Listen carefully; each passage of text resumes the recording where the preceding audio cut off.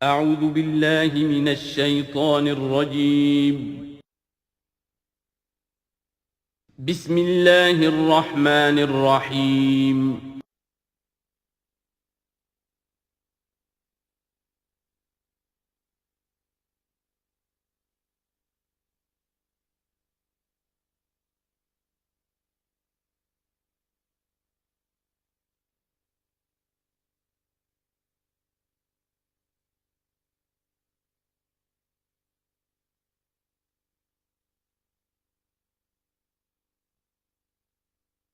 اعوذ باللہ من الشیطان الرجیم بسم اللہ الرحمن الرحیم الیہ یرد علم الساعة وما تخرج من ثمرات من اکمامها وما تحمل من انثى ولا تضع الا بعلمه ویوم ینادیہم این شرکائی قالوا آذناک ما منا من شہید وضل عنہم ما كانوا يدعون من قبل وظنوا ما لهم من محیص صدق اللہ العظیم۔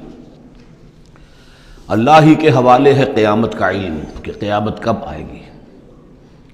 وما تخرج من ثمرات، اور جو بھی نکلتا ہے میووں میں سے ان کے غلافوں کے اندر سے، وما تحمل من انثی، اور جو بھی کوئی مادہ اٹھاتی ہے اپنے پیٹ میں حمل، ولا تضع، اور نہ ہی وہ اس کو جنتی ہے، الا بعلمہ، مگر وہ اللہ کے علم میں ہوتا ہے۔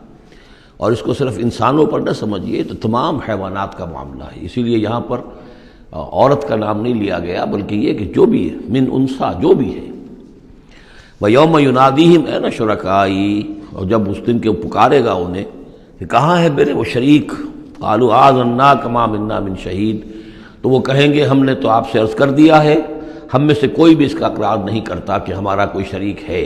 یعنی یہ کہ اس وقت وہ بالکل ایسے بے بس ہو جائیں گے کہ وہ نہیں کہہ سکیں گے کہ ہم نے واقعتاً کسی کو سمجھا تھا کہ وہ ہمارا سہارا ہوگا۔ وَضَلَّ عَنْهُمْ مَا كَانُوا يَدْعُونَ مِن قَبْلُ، اور گم ہو جائیں گے ان سے، ان کے ہاتھوں کے طوطے اڑ جائیں گے جن کو وہ پکارا کرتے تھے اس سے پہلے۔ وَظَنُّوا مَا لَهُم مِّن مَّحِيصٍ، اور انہیں یقین آ جائے گا کہ اب کوئی خلاصی کی کوئی شکل نہیں ہے، یہاں سے نجات پانے کی کوئی صورت نہیں۔ لا يسأم الانسان من دعاء الخیر، انسان نہیں تھکتا ہے خیر مانگتے ہوئے، اگر اس کے پاس دولت ہے اور مانگے گا، اور نعمتیں ہیں اور مانگے گا۔ وَإِن مَّسَّهُ الشَّرُّ، اور اگر کہیں اسے تکلیف پہنچ جائے، فَيَئُوسٌ قَنُوطٌ، تو بالکل مایوس ہو جاتا ہے اور نا امید ہو جاتا ہے۔ وَلَئِنْ أَذَقْنَاهُ رَحْمَةً مِنَّا مِن بَعْدِ ضَرَّاءَ مَسَّتْهُ، اور اگر ہم انہیں اپنی رحمت کا مزہ چکھا دے اس کے بعد کہ اسے کوئی تکلیف پہنچی تھی، لَيَقُولَنَّ هَٰذَا لِي، تو وہ کہے گا یہ تو میرا ہے ہی، یہ تو میری اپنی صلاحیت ہے، میں نے اپنے مسائل کو حل کر لیا، میں نے جتنی بھی مشکلات تھیں میں نے بڑے اپنے ناخن تدبیر سے تمام عقدے حل کر لیے۔ وَمَا أَظُنُّ السَّاعَةَ قَائِمَةً، یہ بالکل وہی الفاظ ہیں کہ جو سورہ کہف میں آئے ہیں کہ دو اشخاص کا مکالمہ ہوا تھا، میں نہیں سمجھتا کہ قیامت وغیرہ کوئی قائم ہونے والی شے ہے۔ وَلَئِن رُجِعْتُ، وہاں رُدِدْتُ تو ہے، یہاں رُجِعْتُ ہے، اور اگر مجھے لوٹا ہی دیا گیا، گویا کہ بالفرض، جیسا کہ تم کہتے ہو، اگر واقعتاً ہو ہی گیا، اول تو میرا گمان نہیں ہے، یہ ڈکوسلا سا معلوم ہوتا ہے مجھے، اگر ہو ہی گیا، اِلَىٰ رَبِّي إِنَّ لِي عِندَهُ لَلْحُسْنَىٰ، تو میرے لیے تو پھر وہاں اور اچھائی ہوگی، اس لیے کہ جب یہاں مجھے نوازا ہے، اللہ نے سب کچھ دیا ہے، عزت دی ہے، پیسے دیے ہیں، دولت دی ہے، اولاد دی ہے، تو ظاہر بات ہے کہ میرے اندر کچھ ہے جو اسے پسند آیا ہے، تو یہ کہاں چلا جائے گا؟ میرے اندر جو خیر ہے، جو میرے اندر اللہ تعالیٰ کی محبوبیت کی کوئی چیز ہے، تو وہ وہاں بھی قائم رہے گی اور اللہ تعالیٰ وہاں بھی مجھے دے گا۔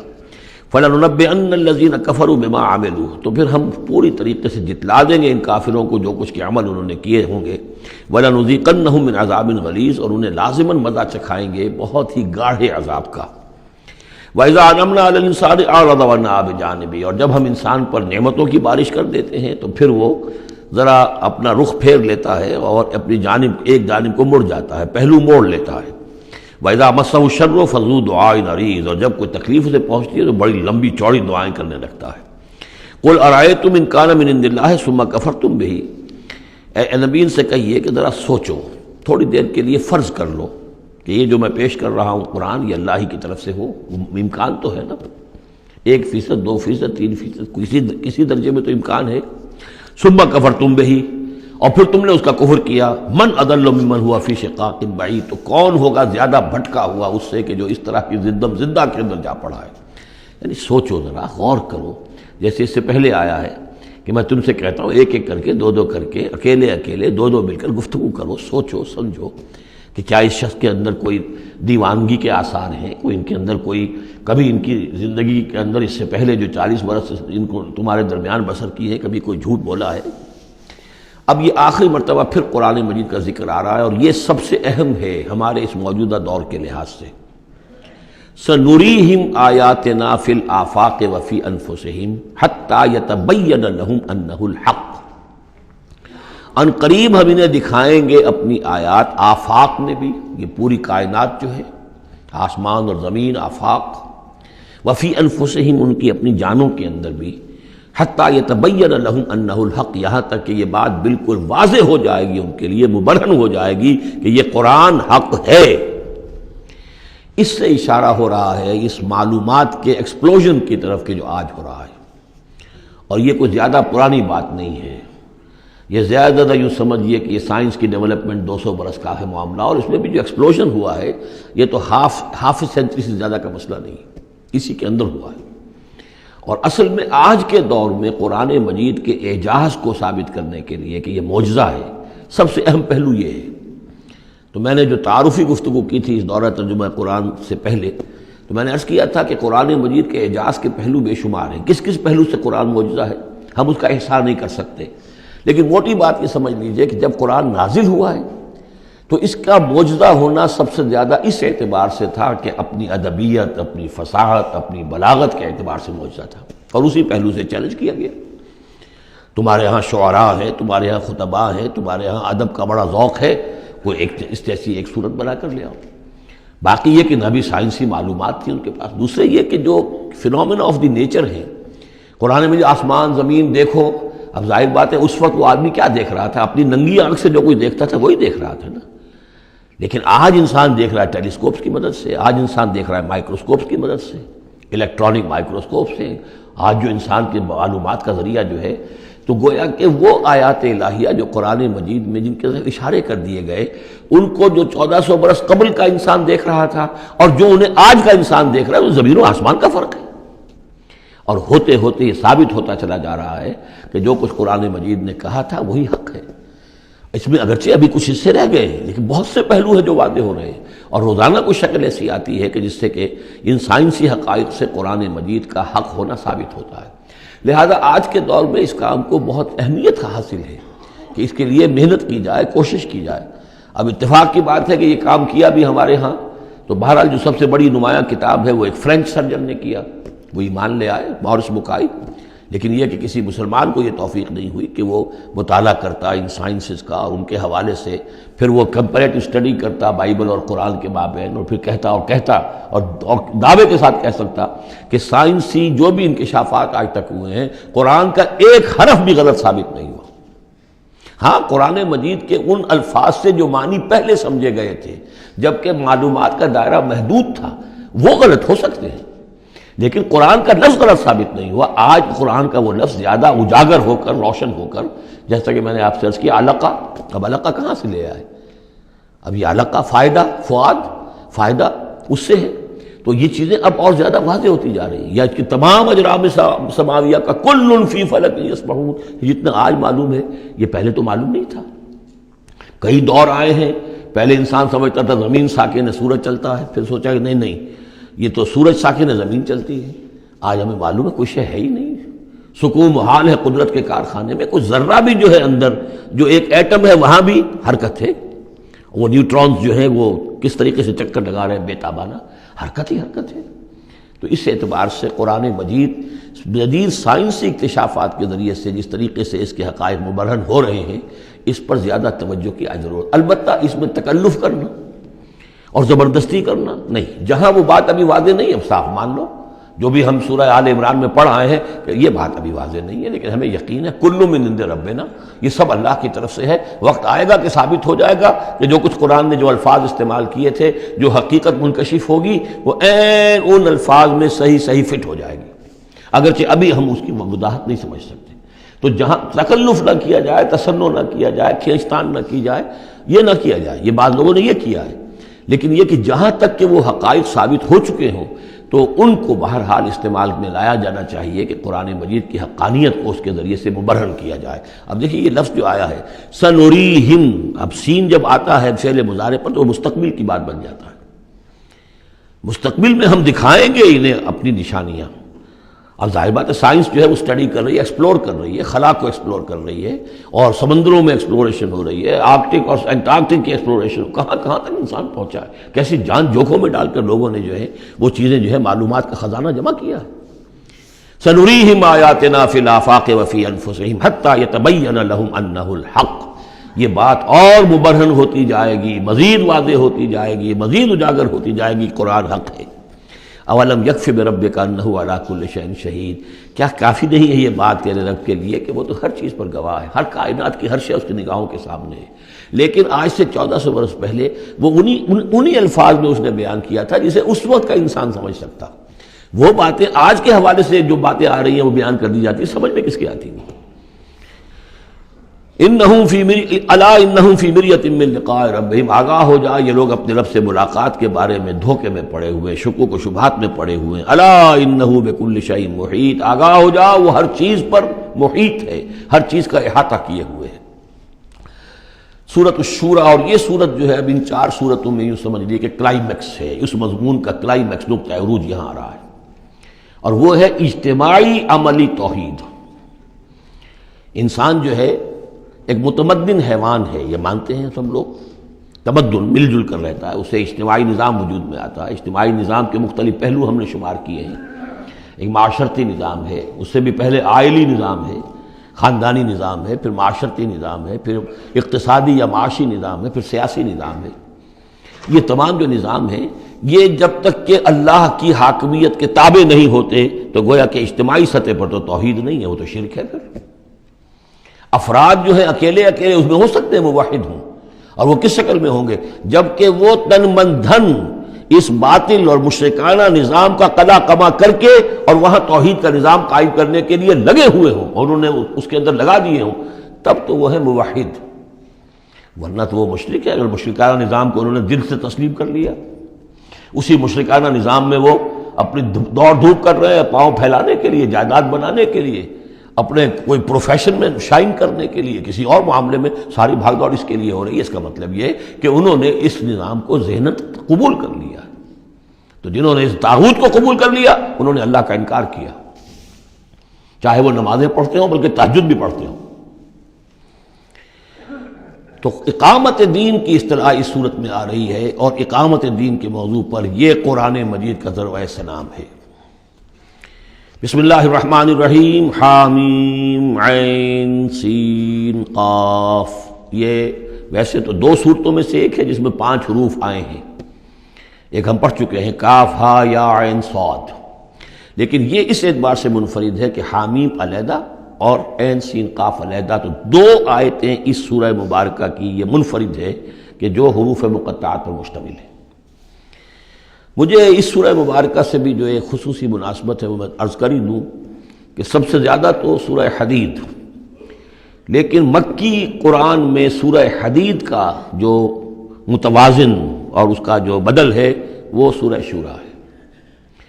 جو مقام سورہ حدید کو حاصل ہے مدنی قرآن میں، وہی مقام سورہ شورى کو حاصل ہے مکی قرآن میں، اور یہ بھی دیکھ لیجئے کہ تقریباً یہ دگنی ہے اس سے، اس کی آیات ہیں 29، اس کی آیات ہیں 53، اور چونکہ مکی قرآن جو ہے وہ دگنا ہے مدنی قرآن سے اپنے حجم کے اعتبار سے۔ کذالک یوحی الیک والی الذین من قبلک اللہ العزیز الحکیم، کذالک اسی طرح وحی کرتا ہے اللہ اے نبی آپ کی طرف، اور ان لوگوں کی طرف بھی کرتا رہا ہے جو آپ سے پہلے تھے، وہ اللہ جو العزیز ہے الحکیم ہے۔ اب یہ کذالک کس چیز کی طرف اشارہ ہو رہا ہے؟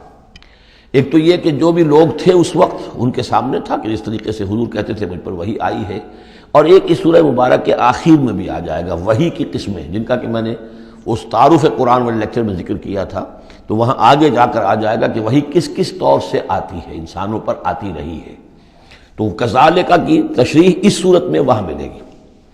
لہو ما فی السماوات و ما فی الارض، اسی کا ہے جو کچھ کہ ہے آسمانوں میں اور جو کچھ کہ ہے زمین میں، وہو العلی العظیم، اور وہ بہت بلند و بالا ہے اور بہت عظمت والا ہے۔ تکاد السماوات یتفطرن من فوقہن، آسمان قریب ہے کہ اوپر سے پھٹ پڑے، یعنی اوپر ان کے اتنا بوجھ ہے، اتنا وزن ہے، اتنے فرشتے ہیں۔ ایک حدیث میں آتا ہے کہ بالشت بھر جگہ بھی خالی نہیں ہے جہاں کوئی نہ کوئی فرشتہ اللہ کا یا سر بسجود نہ ہو یا کھڑا نہ ہو قیام میں اللہ تعالیٰ کے لیے۔ تو یہ کیفیت ہے وہاں پہ۔ وما یعلم جنود ربک الا ہو، تیرے رب کے جو لشکر ہیں انہیں کوئی جانتا ہی نہیں سوائے خود اس کے، تو وہ پھٹ پڑنے کے تیار ہیں۔ بل ملائکۃ یسبحون بحمد ربہم، یہ سورہ مومن میں یہ بات آ چکی ہے کہ فرشتے جو ہیں وہ اہل زمین میں سے جو اہل ایمان ہیں ان کے لیے استغفار کرتے رہتے ہیں۔ والملائکۃ یسبحون بحمد ربہم، وہ اپنے رب کی تسبیح کے ساتھ حمد بھی کرتے ہیں، ویستغفرون لمن فی الارض، اور زمین والوں کے لیے جو زمین میں ہے اہل ایمان ان کے لیے استغفار کرتے رہتے ہیں۔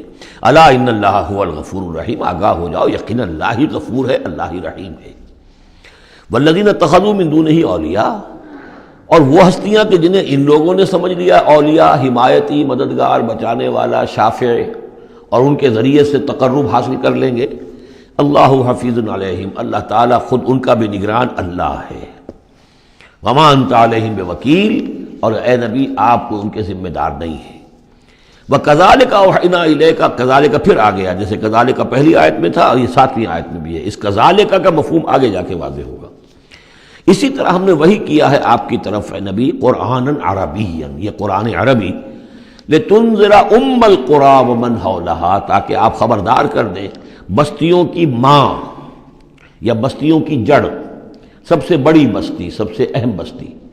یہ ہم پڑھ چکے ہیں سورہ قصص کی آیت نمبر 59 میں آیا تھا، حتی نبعث فی امہا رسولا، جو بھی علاقہ ہے اس کی جو مرکزی بستی ہے ہم عذاب نہیں بھیجتے رہے جب تک کہ اس کی مرکزی بستی کے اندر رسول نہ بھیج دیں۔ تو اب یہ ام القری ہے، جو مکے جو عرب کے لیے ام القری ہے، ویسے یہ پوری دنیا کا ام القری ہے۔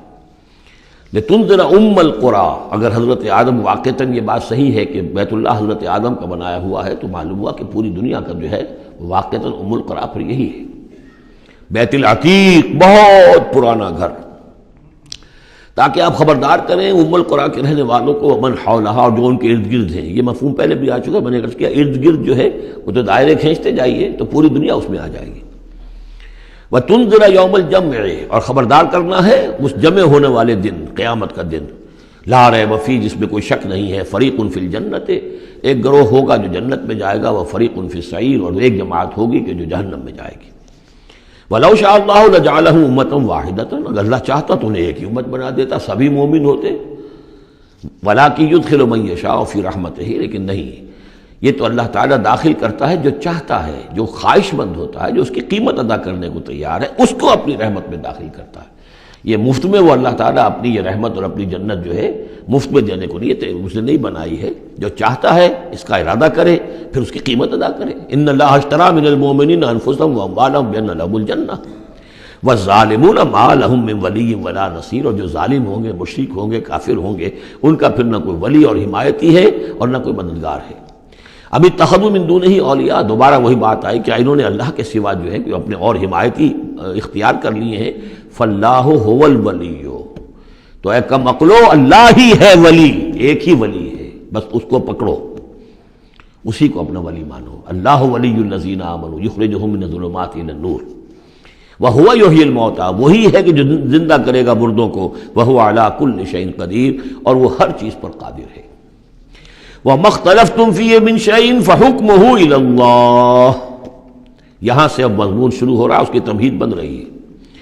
تمہارے مابین جو بھی اختلاف ہو اس کے فیصلے کا حق اللہ کے پاس ہے، حاکم وہ ہے، اس کے لیے ہے حاکمیت، sovereignty belongs to him and him alone۔ سروری زیبا فقط اس ذات بے ہمتا کو ہے، حکمراں ہے ایک وہی، باقی بتانے آزری۔ اس کی حاکمیت کے تحت پورا نظام زندگی کا آ جائے گا تو اس کا نام ہے اللہ کا دین قائم ہو گیا۔ توحید بالفعل اس پورے نظام میں قائم ہو گئی، ایک اللہ کی حکومت، ایک اللہ کی مرضی، ایک اللہ کا قانون۔ ذالکم اللہ ربی علیہ توکل، تو وہ ہے اللہ میرا رب، اس پر میں نے توکل کیا ہے۔ وإلیہ انیب، اور اسی کی طرف میرا رجوع کرنا ہے۔ فاطر السماوات والارض، وہ آسمانوں اور زمین کا پیدا فرمانے والا ہے۔ جعل لکم من انفسکم ازواجا، اس نے تمہاری ہی نوع سے تمہارے لیے بیویاں بنا دی، جوڑے بنا دیے. وَمِنَ الْأَنْعَامِ أَزْوَاجًا، اسی طرح چوپایوں میں بھی ہر سپیشیز کے اندر نر بھی ہے مادہ بھی ہے. يَذْرَؤُكُمْ فِيهِ، اسی سے وہ تمہاری افزائش کرتا ہے، افزائش نسل، اسی سے تمہیں پھیلاتا ہے. لَيْسَ كَمِثْلِهِ شَيْءٌ، اس کی یونیک ہستی، اس کے مثال کی سی بھی کوئی شے نہیں. اب کیا کریں؟ ایک چیز ایبسلیوٹ نیگیشن کے لیے ہماری زبان میں کوئی اسلوب ہے ہی نہیں. اس جیسی کوئی شے نہیں، اس کی سی کوئی شے نہیں، اس کی مثال کی سی بھی کوئی شے نہیں. اب یہ اس سے زیادہ یہ اور اس کے اندر ایمفیسس کا ایبسلیوٹلی یونیک، لا مثل لہ ولا مثال لہ ولا نضد لہ ولا ند لہ. وہ جو بھی آپ الفاظ اتنے بھی جمع کرتے جائیں گے. وَهُوَ السَّمِيعُ الْبَصِيرُ، اور وہی ہے سب کچھ سننے والا اور سب کچھ دیکھنے والا. لَهُ مَقَالِيدُ السَّمَاوَاتِ وَالْأَرْضِ، اسی کے لیے ہیں آسمانوں اور زمین کی تمام کنجیاں. يَبْسُطُ الرِّزْقَ لِمَن يَشَاءُ، وہ بچھا دیتا ہے اور کھول دیتا ہے، بسط وسیع کر دیتا ہے، کشادہ کر دیتا ہے رزق کو جس کے لیے چاہتا ہے. وَيَقْدِرُ، اور جس کے لیے چاہتا ہے ماپ تول کر راشننگ کر کے دینا شروع کر دیتا ہے. انہ بکل شیء علیم، اور یہ بھی اس کے علم پر ہے کہ کس کے لیے یہ بہتر ہے، کس کے لیے وہ بہتر ہے. وہ ہر چیز کا جاننے والا ہے. اب جو آیت آ رہی ہے وہ اس سورہ مبارکہ کا کلائمیکس ہے، اور اس موضوع پر قرآن مجید کا کلائمیکس ہے اقامت الدین کے موضوع پر. شرع لکم من الدین، اے محمد پر ایمان لانے والو، اے مسلمانوں، تمہارے لیے اللہ نے دین میں وہی شے معین کی ہے، ما وصی بہ نوحا، جس کی وصیت کی تھی نوح کو، والذی اوحینا الیک، اور جس کی وحی کی ہے ہم نے اے محمد آپ کی طرف. کیونکہ پہلے خطاب ہے لکم، شرع لکم، یہاں امت سے خطاب ہو رہا ہے. شرع لکم، بس صرف فرق یہ کہ یا ایھا الذین آمنوا یا نہیں آیا ہے. یہ مکی صورتوں کے مزاج کا تقاضا ہے کہ وہ نہ آئے، لیکن جمع کے صیغے سے واضح کر دیا کہ باقی جگہ ہم دیکھ رہے ہیں کہ واحد کے صیغے میں خطاب کر کے اور بالواسطہ امت، یہاں امت سے خطاب ہے. شرع لکم من الدین، تمہارے لیے دین میں وہی شے مقرر کی ہے، ما وصی بہ نوحا، جس کی وصیت کی تھی اس نے نوح کو، والذی اوحینا الیک، اور جس کو کی وحی کی ہم نے محمد آپ کی جانب صلی اللہ علیہ وسلم، وما وصینا بہ ابراہیم و موسیٰ و عیسیٰ، اور جس کی وصیت ہم نے کی ابراہیم کو اور موسیٰ کو اور عیسیٰ کو. ان اقیموا الدین، کہ دین کو قائم کرو. دین ایک تو معلوم ہوا اس آیت سے کہ دین سب کا ایک ہے. دین نوح کا اور حضور کا اور ابراہیم کا اور موسیٰ کا، عیسیٰ کا علیہم الصلاۃ والسلام ایک ہی ہے. دین تو ایک ہی ہے. ان ھذہ امتکم امۃ واحدۃ وانا ربکم فاعبدون، دین تو ایک ہی ہے. شریعتیں مختلف ہیں لیکن دین کو قائم کرو. موسیٰ کے دور میں ان پر یہ فرض تھا کہ دین کو قائم کرو، اس کے لیے لڑو، جاؤ، جنگ کرو اور اس خطہ زمین کو حاصل کرو جس پر اللہ کا دین قائم کر سکو. تو صحیح سب کی یہی تھی، جد و جہد یہی تھی. توحید کا وہ تقاضا تھا کہ صرف انفرادی طور پر، اول تو یہ کہ صرف عقیدے میں نہیں، اپنے بھی عمل میں توحید جو ہے قبول کرو اور اختیار کرو، اور عمل میں بھی صرف انفرادی نہیں، اجتماعی توحید کو برپا کرنے کے لیے، قائم کرنے کی جد و جہد کرو. ان اقیموا الدین ولا تتفرقوا فیہ، دین میں تفرقے میں مبتلا نہ ہو جاؤ. الذین فرقوا دینہم، یہ ہم پڑھ چکے ہیں. دین کو پھاڑ دینا کہ زندگی کے ایک حصے میں اللہ کا حکم مانا جا رہا ہے، دوسرے حصے میں کسی اور کا مانا جا رہا ہے، یہ تفرقہ. یا دوسرا تفرقہ کہ آپ اختلاف کر سکتے ہیں کہ رفع یدین زیادہ ثابت ہے، میں کرتا ہوں. کسی کی رائے ہے کہ نہیں، امام ابو حنیفہ کا موقف جو ہے وہ زیادہ صحیح ہے، وہ نہیں کرتا، کوئی حرج نہیں. لیکن دین میں، دین ایک ہے، دلیل ہوگی اللہ اور اس کے رسول کی. دین میں فرق نہیں ہے. وہ تو چاہے حنفی ہیں، مالکی ہیں، شافعی ہیں، حنبلی ہیں، سلفی ہیں، دین تو سب کا ایک ہے، اسلام. اسی طرح شریعت موسوی اور بھی کسی اور کی ہوگی، شریعت محمدی، دین سب کا ایک. اس میں تفرقہ نہیں ہونا چاہیے. دین کو قائم کرنے کی جد و جہد کرو. ولا تتفرقوا فی، دین میں تفرقہ نہ ہو. یہ ہے وہ اقامت دین کی فرضیت. اس میں چونکہ عام طور پر ترجمہ جو ہے شاید آپ کے پاس بھی ہو تو قائم رکھو دین کو کر دیا گیا ہے، وہ بھی صحیح ہے. دو ہی سچویشن ممکن ہے، یا تو دین قائم ہے تو اسے قائم رکھو، صحیح ہے. خیمہ اگر کھڑا ہے تو کھڑا رکھا جائے گا کہ آندھی آ رہی ہے تو آپ اس کی رسیوں کو پکڑ رہے ہیں، اس کے بانسوں کو پکڑ کر کھڑے ہو رہے ہیں تاکہ خیمہ گر نہ جائے. اس کو قائم رکھو. خیمہ گر گیا تو کھڑا کرو. اب اثر نو سے آپ ریکٹ کریں گے۔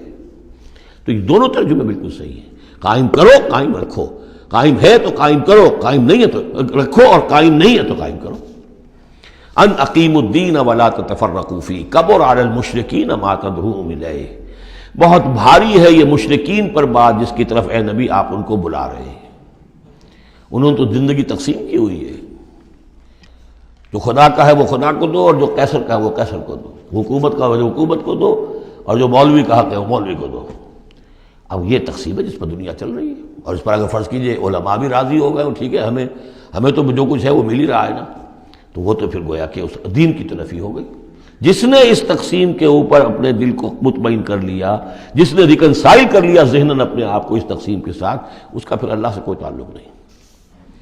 کبر علی المشرکین ما تدعوہم، اسی وجہ سے آتا ہے نا دو جگہ، اور ایک دفعہ تو ہم پڑھ چکے ہیں سورہ توبہ کے اندر، هو الذی ارسل رسولہ بالہدی ودین الحق لیظہرہ علی الدین کلہ ولو کرہ المشرکون، چاہے یہ مشرکوں کو کتنا ہی ناگوار ہو، لیکن اللہ نے محمد کو بھیجا ہی اس لیے ہے تاکہ وہ دین کو پورے کے پورے نظام زندگی پر غالب کرے، چاہے مشرکوں کو کتنا ناگوار ہو، مشرک تو پسند نہیں کرے گا اس کو۔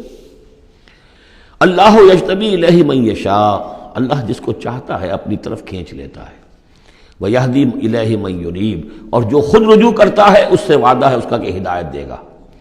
یہ اللہ کی شان ہے، اللہ کسی کو راہ چلتے کو بلا لیتا ہے۔ اس کو صوفیہ کہتے ہیں سالک مجذوب اور مجذوب سالک۔ کچھ لوگ ایسے ہوتے ہیں کہ جو بڑی محنت کرتے ہیں، مشقت کرتے ہیں، سلوک طے کر رہے ہیں، روحانی منزلیں طے کر رہے ہیں، پھر کہیں جا کر وہ ایسی جگہ پر پہنچے کہ وہ کہہ سکتے ہیں کہ ہاں آپ کسی مقام پر آ گئے ہیں، اللہ کا کوئی قرب حاصل ہو گیا۔ ایک وہ ہوتے ہیں جنہیں اللہ پہلے کھینچ کے اپنے قریب کر لیتا ہے پہلے، اور پھر وہ سلوک طے کرتے ہیں۔ تو کچھ لوگ اس قسم کے ہوتے ہیں۔ صدیقین جو ہیں وہ سالک مجذوب ہیں، شہداء جو ہیں وہ مجذوب سالک ہیں، کھینچ لیا حضرت عمر کو اللہ تعالیٰ نے۔ ان کے اپنے مزاج کی وہ کیفیت تھی نہیں، ان کو بالکل مزاج ہی اور تھا، ان کی دلچسپی ہی اور تھی، وہ تو کھینچ لیا۔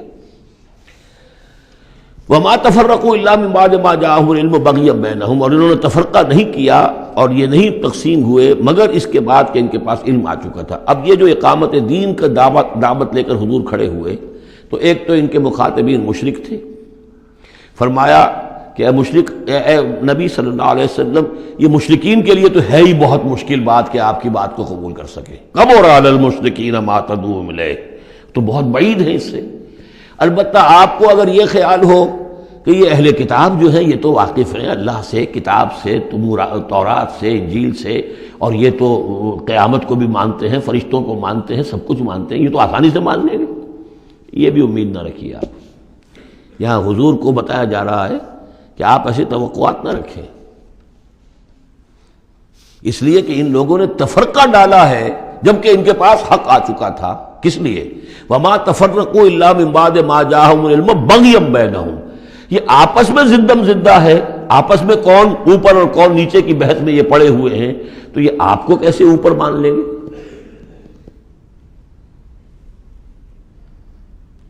آپ کا قبلہ کیسے مان لیں گے؟ یہ ایک دوسرے کا قبلہ نہیں مانتے، یروشلم دونوں کا قبلہ ہے، لیکن ایک نے شرقی کر لیا، ایک نے غربی کر لیا۔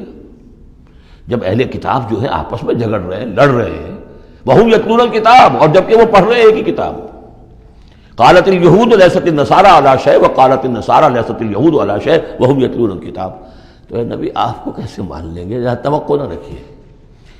توقع اگر ہوتی ہے انسان کو تو پھر مایوسی ہوتی ہے۔ Be prepared for the worst, پھر جو اللہ کی طرف سے آ گیا اس کے اوپر شکر ادا کیے، امید نہ رکھیے۔ امید زیادہ رکھیں گے تو جلدی مایوس ہو جائیں گے، تھک جائیں گے۔ کبر علی المشرکین، اب یہ دیکھیے اقامت دین کی جد و جہد اتنی مشکل شے ہے کہ حضور سے کہا جا رہا ہے کہ آپ جلدی کامیابی کی توقع نہ رکھیں۔ مشرکین کے لیے تو خیر یہ بہت بھاری ہے ہی، ان اہل کتاب سے بھی کوئی توقع نہ رکھیے۔ وما تفرقوا الا من بعد ما جاءهم العلم بغيا بينهم ولولا كلمة سبقت من ربك الى اجل مسمى، اور اگر وہ بات پہلے ہی سے تیرے رب کی جانب سے طے نہ ہو چکی ہوتی کہ ان کے لیے ایک اجل مسمى، ایک معین وقت ہے، لقضي بينهم، ان کے جو اختلافات ہیں ان کے فیصلے ابھی چکا دیے جاتے۔ وَإِنَّ الَّذِينَ أُورِثُوا الْكِتَابَ مِن بَعْدِهِمْ، اور جو لوگ کتاب کے وارث ہوئے ہیں ان کے بعد، لَفِي شَكٍّ مِّنْهُ مُرِيبٍ، وہ دھوکے میں پڑے ہوئے ہیں، شکوک و شبہات میں مبتلا ہو گئے۔ جب اللہ تعالیٰ کسی امت کو کتاب دیتا ہے اور اس امت کے اندر جو ہے پھر وہاں کے نوجوان فرض کیجئے تیسری چوتھی پانچویں نسل میں آ کر دیکھتے ہیں کہ جو اس کتاب کے عالم ہیں، پڑھنے پڑھانے والے ہیں، آپس میں دست و گریبان ہیں، لڑ رہے ہیں، ان کی زندگیوں کو بھی ہم دیکھتے ہیں تو وہ بھی اسی طرح کے دنیا دار ہیں جیسے ہم ہیں، تو ان کا اعتماد کتاب پر سے اٹھ جاتا ہے کہ ہم نے تو یہ کتاب پڑھی نہیں، انہوں نے تو پڑھی ہوئی ہے، یہ تو اس کتاب کو پیے ہوئے ہیں، اور پھر ان کا کردار یہ ہے۔ تو کیا ہے اس کتاب میں؟ پھر ذرا نوٹ کیجئے اس کو، وَإِنَّ الَّذِينَ أُورِثُوا الْكِتَابَ مِن بَعْدِهِمْ لَفِي شَكٍّ مِّنْهُ مُرِيبٍ، ان کے اندر شکوک و شبہات، ریب پیدا ہو جاتے ہیں۔ فَلِذَلِكَ فَادْعُ، فَلِذَلِكَ فَادْعُ، تو اے نبی آپ اسی کی دعوت دیتے رہیے، دیتے رہیے۔ ذالکہ کا اشارہ کدھر ہوگا؟ ان اقیم الدین، اقامت دین کی دعوت دیتے رہیے، دیتے رہیے۔ وَاسْتَقِمْ كَمَا أُمِرْتَ، آپ کو اقامت دین کا حکم دیا گیا ہے، دین کو غالب کرنے کی جد و جہد کے لیے آپ کو بھیجا گیا ہے، آپ اسی پر جمے رہیے۔ Never settle for anything less, یہ تو چاہیں گے کمپرومائز کرنا، وَدُّوا لَوْ تُدْهِنُوا فَيُدْهِنُونَ، یہ کافر تو چاہیں گے کہ آپ ذرا نرم پڑے تو وہ بھی نرم پڑ جائیں، لیکن آپ نہیں، آپ کھڑے رہے۔ الحق من ربکم، سورہ کہف میں ہم پڑھ چکے ہیں، الحق من ربکم فمن شاء فلیؤمن ومن شاء فلیکفر، یہ حق ہے تمہارے رب کی طرف سے، جو چاہے پورے پر ایمان لائے، جو چاہے چھوڑ دے، دفع ہو جائے۔ اللہ کو تمہاری ضرورت نہیں ہے، تمہیں اللہ کی ضرورت ہے۔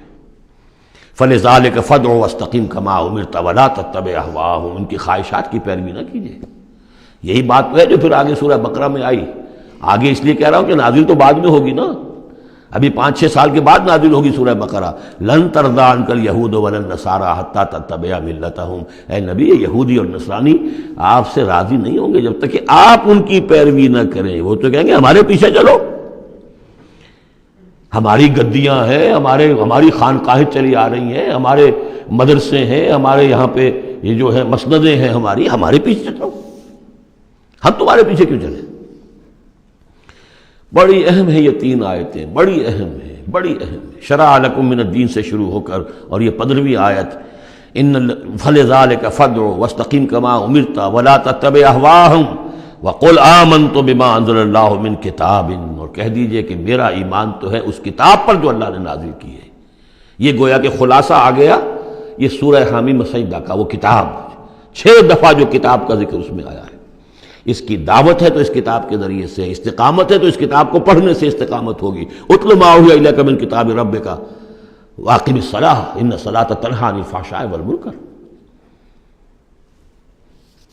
وَأُمِرْتُ لِأَعْدِلَ بَيْنَكُمْ، اور کہہ دیجئے مجھے حکم ہوا ہے تمہارے مابین عدل قائم کروں۔ تم مجھے کوئی واعظ نہ سمجھو، واعظ گو، واعظ قصہ گو، واعظ کہنے کے لیے آئے، اچھی باتیں کہیں، لوگ بھی گردن جھکا کے سن لیتے ہیں، یہ بھی واعظ کہہ کے چلے جائیں گے، کچھ خدمت کر دیں گے ان کی، اللہ خیر صلی اللہ، ایک محفل ہم نے منعقد کر لی، ثواب ہو گیا۔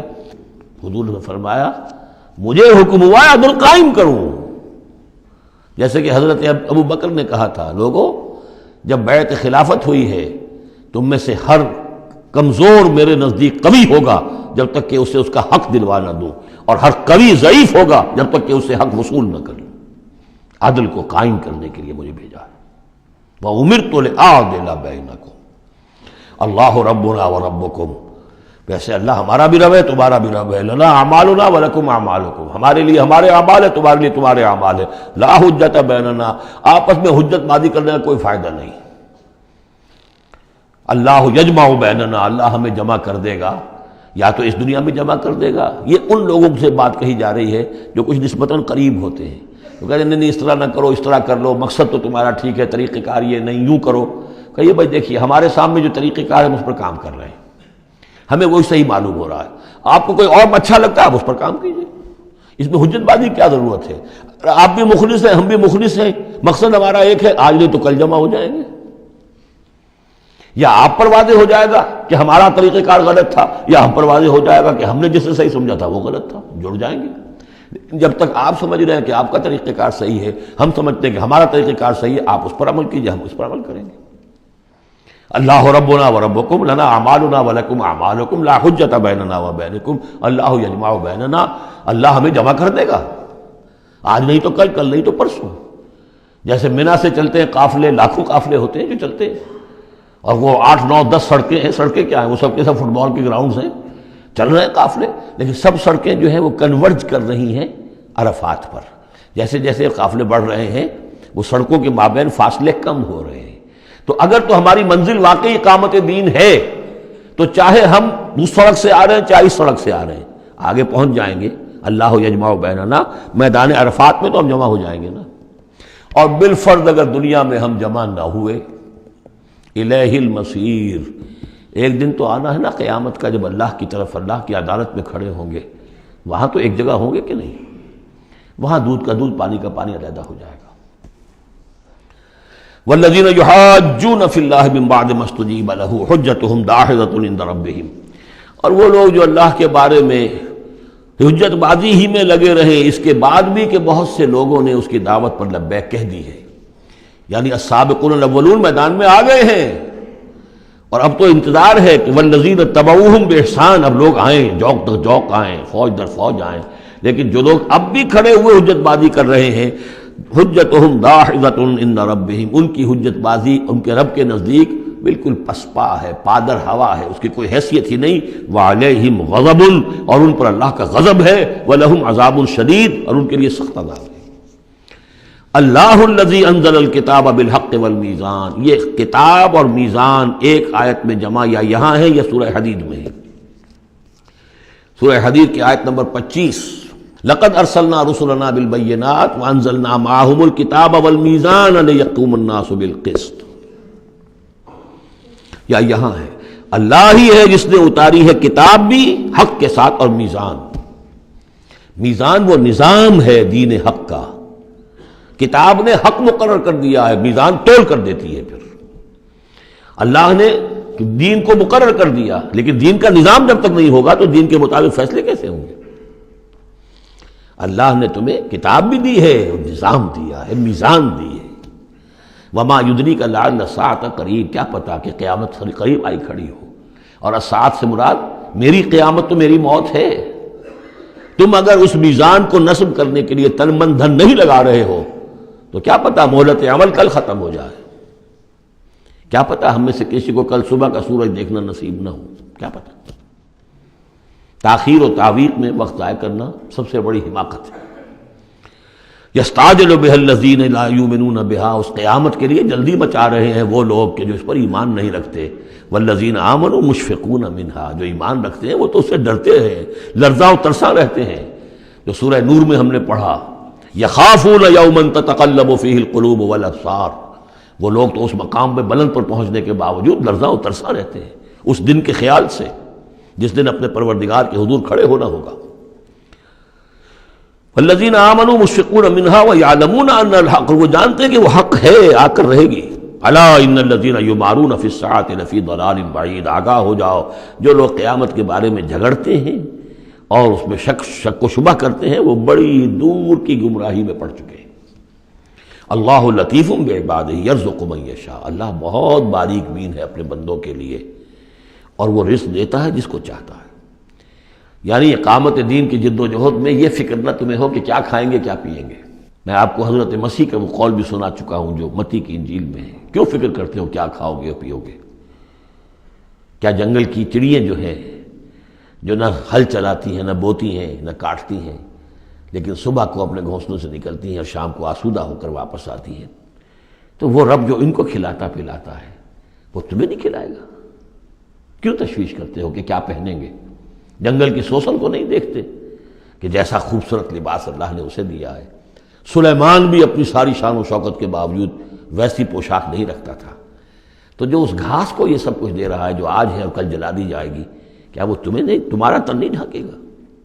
لیکن تمہیں ایمان نہیں ہے. تو فرمایا اللہ لطیف ہے اپنے بندوں کے لیے. ایک دفعہ یکسو ہو کر فیصلہ تو کرو کہ اب اپنے آپ کو وقف کرنا ہے اس کام کے لیے. اللہ تعالیٰ وہاں سے رزق دے گا جہاں سے تمہیں گمان تک نہیں ہوگا. من یتق اللہ یجعل لہ مخرجا ویرزقہ من حیث لا یحتسب. لیکن اس کے لیے اللہ پر ایمان ضروری ہے، توکل ضروری ہے. ہاں تھوڑا سا اللہ تعالیٰ امتحان بھی لے لیتا ہے، سختیاں بھی آ جاتی ہیں امتحان، پھر آدمی ثابت کر دے کہ میں تو یکسو ہوں. اے اللہ اب میں نے فیصلہ کر لیا، اللہ پھر راستے کھول دیتا ہے۔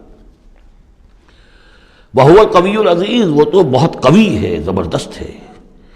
اب یہ جو مضمون آگے آ رہا ہے یہ وہ ہے جس کی کلائمیکس ہم پڑھ چکے ہیں سورہ بنی اسرائیل میں، من کان یرید العاجلۃ عجلنا له فیہا ما نشاء لمن نرید، یہاں وہی مضمون مختصر آ رہا ہے۔ من کان یرید حرث الآخرۃ نزد له فی حرثہ، جو شخص کے طالب بن گیا ہو آخرت کی کھیتی کا، ہم اس کی کھیتی میں اضافہ کرتے رہتے ہیں، بڑھوتری ہوتی رہتی ہے۔ ومن کان یرید حرث الدنیا، اور جو بن گیا ہے دنیا ہی کی کھیتی کا طالب، نؤتہ منہا، اس میں سے اسے کچھ دے دیتے ہیں، فما لہ فی الآخرۃ من نصیب، پھر آخرت میں اس کا کوئی حصہ نہیں ہے۔ ام لہم شرکاء شرعوا لہم من الدین ما لم یأذن بہ اللہ، یہ شرک کے معاملے میں یہ مضمون بہت اہم ہے۔ ایک تو بار بار آیا ہے کہ نہ اللہ نے کوئی سند اتاری، نہ سلطان اتاری، نہ کسی کتاب میں اس کے لیے کوئی دلیل اتاری، کہیں کچھ ہے ہی نہیں۔ لیکن یہ بات جو ہے یہ منفرد ہے یہ سورہ مبارکہ اس بات میں، کیا ان کے کوئی ایسے شرکاء بھی ہیں کہ جنہوں نے انہیں کوئی دین دیا ہو، کوئی قانون دیا ہو، کوئی نظام دیا ہو؟ لات عزا منات ہبل، کوئی انہوں نے تمہیں کتاب دی ہے، کوئی شریعت دی ہے، کوئی نظام دیا؟ ام لہم شرکاء شرعوا لہم من الدین ما لم یأذن بہ اللہ، جس کے کہ اللہ نے اذن نہ دیا ہو، حکم نہ دیا ہو۔ اگر تو واقعی کوئی الہ ہے، کوئی واقعی ہے، تو اسے دینا چاہیے۔ یہ نظام ہے تمہارے لیے، نظام کے بغیر کیسے الہ ہو گیا؟ ام لہم شرکاء، کیا ان کے کوئی ایسے شرکاء ہیں شرعوا لہ من الدین، کہ انہوں نے دین میں کوئی شے ان کے لیے ایسی طے کر دی ہو کہ ما لم یأذن بہ اللہ، جس کے لیے حکم نہیں دیا اللہ نے، ولولا کلمۃ الفصل لقضی بینہم، اور اگر ایک فیصلے کی بات جو ہے وہ پہلے سے طے نہ ہو چکی ہوتی، ان کے درمیان فیصلے کر دیے جاتے۔ وان الظالمین لہم عذاب علیم، اور ظالموں کے لیے تو بہت دردناک عذاب ہے۔ تری الظالمین مشفقین مما کسبوا، اب قیامت کا نقشہ کھینچا جا رہا ہے۔ تم دیکھو گے ان ظالموں کو، مشرکوں کو، کافروں کو کہ ڈر رہے ہوں گے، کانپ رہے ہوں گے اپنے کرتوتوں کے تصور سے، مما کسبوا، اور اس سے تو پتہ ہوگا، بل الانسان علی نفسہ بصیرہ، انسان کو تو معلوم ہے، اپنی کیفیت تو معلوم ہے اسے، تو لرزاں و ترساں ہوں گے۔ وَهُوَ وَاقِعٌ بِهِمْ، اور وہ ان کے اوپر پڑنے والا ہوگا۔ اب جو بھی انہوں نے کمایا ہے وہ گویا کہ اب ان کے سروں پر گرنے والا ہوگا۔ والذین آمنوا وعملوا الصالحات، اور اس کے برعکس وہ لوگ جو ایمان لائے تھے، جنہوں نے ایمان کے تقاضے پورے کیے، عمل صالح کا حق ادا کیا، فی روضات الجنات، وہ جنتوں کے باغات میں ہوں گے۔ لہم ما یشاءون عند ربہم، ان کے لیے وہ سب کچھ ہوگا ان کے رب کے پاس جو کچھ وہ چاہیں گے۔ ذالک هو الفضل الکبیر، یقیناً یہ بہت بڑی فضیلت ہے جو انہیں حاصل ہو جائے گی۔ ذالک الذی یبشر اللہ عبادہ الذین آمنوا، یہ ہے وہ انجام نیک جس کی بشارت دے رہا ہے اللہ اپنے ان بندوں کو، الذین آمنوا وعملوا الصالحات، جو ایمان لائیں اور نیک عمل کریں۔ قل لا اسألکم علیہ من اجرا قل لا اسألکم علیہ اجرا الا المودۃ فی القربى، کہہ دیجئے کہ میں تم سے کوئی اجرت نہیں مانگتا، کوئی اجر نہیں مانگتا، کوئی مزدوری نہیں مانگتا، کوئی انعام میں نے کبھی نہیں مانگا، الا المودۃ فی القربى، سوائے قرابت داری کے لحاظ کے۔ ومن یقترف حسنۃ نزد لہ فیہا حسنا، اور جو کوئی بھی کوئی بھلائی کمائے گا تو ہم اس کے لیے اس میں اور بھلائی میں اضافہ کرتے رہیں گے۔ ان اللہ غفور شکور، یقیناً اللہ تعالیٰ غفور ہے اور شکور ہے۔ ام یقولون افترى علی اللہ کذبا، کیا ان کا یہ خیال ہے کہ یہ قرآن محمد نے خود گھڑ کر صلی اللہ علیہ وسلم اللہ تعالیٰ کی طرف منسوب کر دیا ہے؟ فإن یشاء اللہ یختم علی قلبک، اب یہاں پہ خطاب حضور سے کرتے ہوئے اللہ تعالیٰ فرما رہے ہیں کہ اے محمد اگر ہم چاہیں، اگر اللہ چاہے تو آپ کے قلب کے اوپر مہر کر دے، یعنی پھر یہ کہ یہ جو آپ کے پاس وحی آ رہی ہے وہ وحی نہیں آ سکے گی، یعنی وحی کا آنا جو ہے اس میں آپ کے اختیار کو سرے سے یہ دخل بھی نہیں ہے۔ کجا یہ کہ آپ اس کو بنائیں، گھڑیں اور اس کو خود تصنیف کریں، یہ تو بالکل خالصتاً آپ کے لیے وہبی شے ہے۔ اگر ہم چاہیں، اللہ چاہے تو یہ کہ اسی طرح جیسے کہ سورہ بنی اسرائیل میں آ چکا ہے کہ ہم چاہیں تو لنذهبن بالذی اوحینا الیک، پھر ہم لے جائیں، سلب کر کے لے جائیں آپ سے اس وحی کو، اور قرآن مجید آپ کے سینے میں سے ہم سلب کر لیں، اختیار مطلق ہمارا ہے۔ ان کو بتایا جا رہا ہے کہ اس میں محمد الرسول اللہ صلی اللہ علیہ وسلم کا شخصی طور پر کوئی دخل نہیں۔ وَيَمْحُ اللَّهُ الْبَاطِلَ وَيُحِقُّ الْحَقَّ بِكَلِمَاتِهِ، اور اللہ تعالیٰ باطل کو تو محو کر دیتا ہے، مٹا دیتا ہے، اور حق کا حق ہونا اپنی باتوں سے اپنے کلمات سے ثابت فرما دیتا ہے. بس اس میں وقت لگتا ہے، لیکن یہ کہ بالآخر احقاق حق اور ابطال باطل یہ الفاظ آئے تھے سورہ انفال میں، اس لیے کہ اس کے بعد جو ہے غزوہ بدر میں وہ احقاق حق اور ابطال باطل کا جو ہے مرحلہ گویا کہ وہ مبرہن ہو گیا، واضح ہو گیا، اور الفرقان فرق کر دیا اس نے حق و باطل کے مابین. انہ علیم بذات الصدور، یقیناً وہ واقف ہے اس سے بھی کہ جو سینوں کے اندر پوشیدہ ہے. وَهُوَ الَّذِي يَقْبَلُ التَّوْبَةَ عَنْ عِبَادِهِ، اور وہی ہے کہ جو اپنے بندوں سے توبہ کو قبول فرماتا ہے. وَيَعْفُو عَنِ السَّيِّئَاتِ، اور ان کی بہت سی برائیوں سے عفو درگزر سے بھی کام لیتا ہے بہت سی برائیوں کے بارے میں. وَيَعْلَمُ مَا تَفْعَلُونَ، اور جو کچھ تم کرتے ہو وہ اس کے علم میں ہے. وَيَسْتَجِيبُ الَّذِينَ آمَنُوا وَعَمِلُوا الصَّالِحَاتِ وَيَزِيدُهُم مِّن فَضْلِهِ، اور جو لوگ ایمان لائے ہوں اور ایمان ان کے ساتھ نیک عمل کر رہے ہوں ان کی وہ دعائیں سنتا ہے، قبول فرماتا ہے، اور انہیں اپنے فضل سے اور دیتا ہے، مزید ان کے اندر ان کے ایمان اور اعمال کے اندر ترقی فرماتا ہے. وَالْكَافِرُونَ لَهُمْ عَذَابٌ شَدِيدٌ، اور جہاں تک کافروں کا تعلق ہے ان کے لیے تو پھر بہت سخت سزا ہے. وَلَوْ بَسَطَ اللَّهُ الرِّزْقَ لِعِبَادِهِ لَبَغَوْا فِي الْأَرْضِ، اگر اللہ تعالیٰ نے اپنے بندوں کے لیے زمین میں رزق کو کھول دیا ہوتا، خزانے جو ہے بہت کشادہ کر دیتا، ہر ایک کو بالکل با فراغت ہر وقت بسہولت رزق مل رہا ہوتا، تو پھر تو یہ زمین میں اور زیادہ سرکشی کرتے. ابھی ان کا حال یہ ہے کہ محنت کرنی پڑتی ہے، مشقت کرنی پڑتی ہے، تب ان کو 2 وقت کی روٹی ملتی ہے، تب تو ان کی سرکشی کا یہ عالم ہے. وَلَوْ بَسَطَ اللَّهُ الرِّزْقَ لِعِبَادِهِ لَبَغَوْا فِي الْأَرْضِ وَلَٰكِن يُنَزِّلُ بِقَدَرٍ مَّا يَشَاءُ، لیکن اللہ تعالیٰ نازل کرتا ہے اندازے کے مطابق جو چاہتا ہے. اِنَّهُ بِعِبَادِهِ خَبِيرٌ بَصِيرٌ، یقیناً وہ اپنے بندوں کے حالات سے باخبر بھی ہے اور دیکھ بھی رہا ہے. وَهُوَ الَّذِي يُنَزِّلُ الْغَيْثَ، اور وہی ہے کہ جو بارش برساتا ہے، من بعد ما قنطوا، جبکہ وہ مایوس ہو چکے ہوتے ہیں، یعنی موسم گزر رہا ہے اور بارش نہیں ہوئی ہے تو دلوں کے اوپر جو ہے مایوسی کے سائے گہرے ہوتے جا رہے ہیں، لیکن اچانک پھر اللہ تعالیٰ بارش برسا دیتا ہے.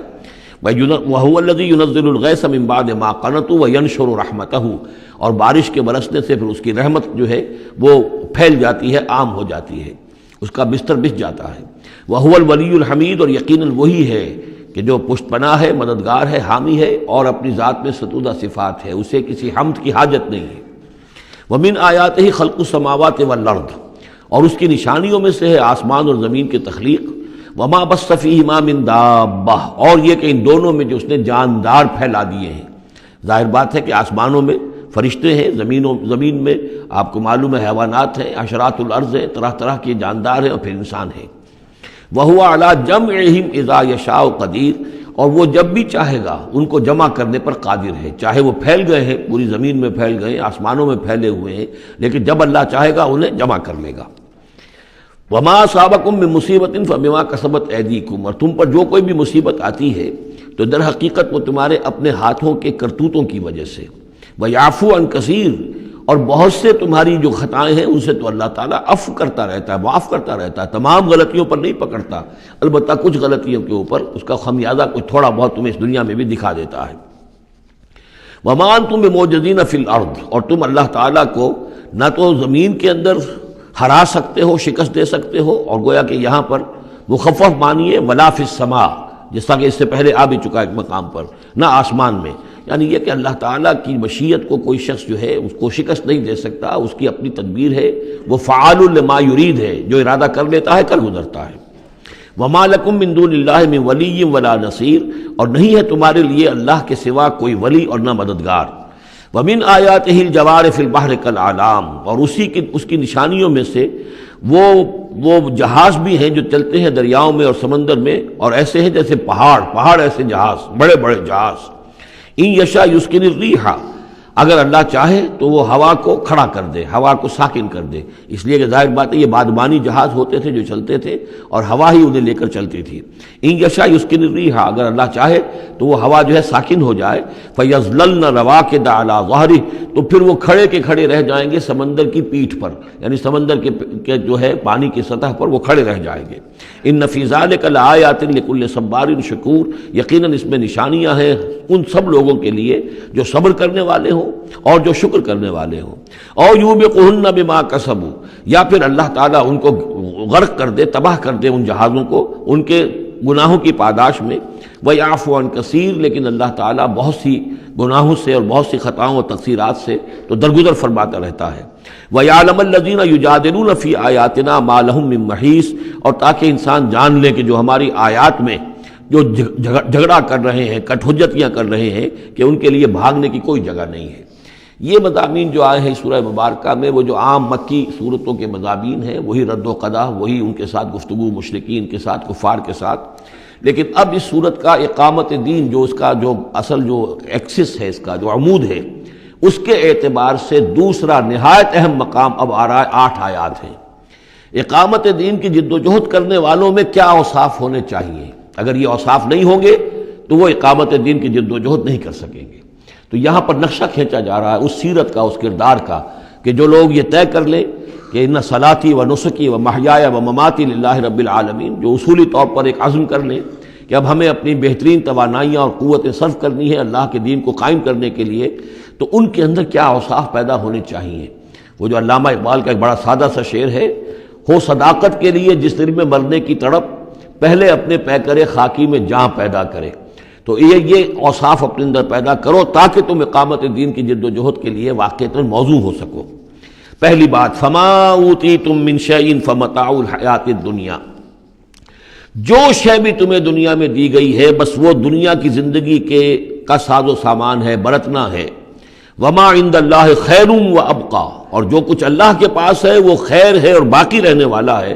للذین آمنوا وعلی ربہم یتوکلون، ان لوگوں کے لیے کہ جو ایمان رکھتے ہو اور اللہ پر، اپنے رب پر توکل کریں۔ یعنی پہلی بات یہ کہ دنیا و ما فیہا سے ان کا قلبی تعلق جو ہے وہ اس طرح کا ہو جائے کہ اس کی کوئی اہمیت اور وقت ان کے دل میں نہ رہے، اور انہیں یقین ہو جائے کہ اصل میں ہمارا مطلوب آخرت ہے، ہمیں جو چاہیے وہ آخرت ہے، اور اس کی طلب ان کے دل کے اندر راسخ ہو چکی ہو۔ جب تک یہ بے رغبتی نہیں ہوگی دنیا سے، اگر کہیں بھی یہ دنیا کی محبت جو ہے کہیں وہ لگی ہوئی ہے، پھانس آپ کے دل میں چبھی ہوئی ہے، تو ہو سکتا ہے کہ وہ کہیں اڑنگا لگائے گی، اور آپ جو ہے اپنے خیال میں تو بڑی ترقی کر رہے ہیں اقامت دین کی جد و جہد میں، لیکن کہیں وہ ایسی اڑنگا لگائے گی کہ اوندھے منہ نیچے گریں گے۔ پہلا فیصلہ یہ ہے کہ آدمی طے کر لے کہ میں طالب آخرت ہوں یا طالب دنیا ہوں، اور نمبر 2 یہ کہ توکل اللہ پر۔ یہ ایک آیت کے اندر یہ 2 شرطیں آئیں۔ اب آگے چلیے، والذین یجتنبون کبائر الاسم والفواحش، اور وہ لوگ کہ جو اجتناب کرتے رہیں بڑے بڑے گناہوں سے اور بے حیائی کے کاموں سے۔ ظاہر بات ہے کہ اپنی سیرت کو ان چیزوں سے اگر پاک نہیں کریں گے تو اس قدم میں، اس میدان میں آگے نہیں بڑھ سکتے۔ لیکن یہاں دوبارہ نوٹ کر لیجئے کہ یہی مضمون سورہ نساء میں آ چکا ہے، ان تجتنبوا کبائر ما تنہون عنہ نکفر عنکم سیئاتکم وندخلکم مدخلا کریما۔ دوسری مرتبہ اب یہاں آ گیا ہے، یعنی یہ کہ اقامت دین کے جو جد و جہد کرنے والے ہوں انہیں کبائر کے بارے میں اصل میں زیادہ حساس ہونا چاہیے۔ صغائر کے معاملے میں جس قدر زیادہ حساس ہم ہو گئے ہیں وہ اصل میں ایک بالکل غلط رخ ہے۔ صغائر کے بارے میں کم اور کبائر کے بارے میں ہو اصل۔ صغائر تو از خود بھی ان الحسنات یذهبن السیئات، جو نیکیاں ہم کرتے ہیں اس سے خود بخود بھی وہ ایسے صغیرہ گناہ جو ہے معاف ہوتے چلے جاتے ہیں، لیکن ہو جاتا ہے الٹا برعکس ہو جاتا ہے معاملہ کہ ایک آدمی ان چیزوں میں تو بہت ہی جزرس ہو جائے اور بہت ہی باریک بین ہو جائے، لیکن جو حضرت مسیح کے الفاظ ہیں کہ مچھر تو چھانتے ہو اور سموچے اونٹ نکل جاتے ہو، یہ صورتحال جو ہے یہ بڑی ہی یوں سمجھیے کہ پیتھولوجیکل کنڈیشن ہے، یہ بیماری کی صورت ہے۔ یہ ہے کہ بڑے بڑے گناہوں سے اپنے آپ کو پاک کرو اور فواحش سے اور بے حیائی سے۔ وَإِذَا مَا غَضِبُوا هُمْ يَغْفِرُونَ، اور یہ کہ اگر کبھی کہیں غصہ آ جائے، جیسا کہ ہم پڑھ چکے ہیں سورہ حامیم سجدہ میں بھی کہ وَإِمَّا يَنزَغَنَّكَ مِنَ الشَّيْطَانِ نَزْغٌ، وہ اگر شیطان کی کوئی چھوٹ لگنے ہی لگے تو فوراً اللہ کی پناہ طلب کرو۔ وَإِذَا مَا غَضِبُوا هُمْ يَغْفِرُونَ، جب انہیں غصہ آتا ہے تو اس غصے کو ڈھانپ دیتے ہیں، غصے کو پی جاتے ہیں۔ غفر کے معنی ڈھانپ دینا ہے، ویسے اس کے جو عام ترجمہ ہے معاف کر دیتے ہیں، بجائے اس کے کہ غصے میں کسی پر حملہ کریں اور کسی سے انتقام لیں، بلکہ اس کے اندر عفو کی صورت ہو جب غصہ آئے۔ ایک ہے سوچ سمجھ کر کوئی اقدام کرنا ہے، کوئی آپ نے چیلنج کرنا ہے کسی باطل کو اور اس میں کوئی آگے بڑھ کر آپ کو اقدام کرنا ہے، وہ اور بات ہے۔ ایک ہے کہ غصے میں آ کر کوئی اقدام کیا جائے۔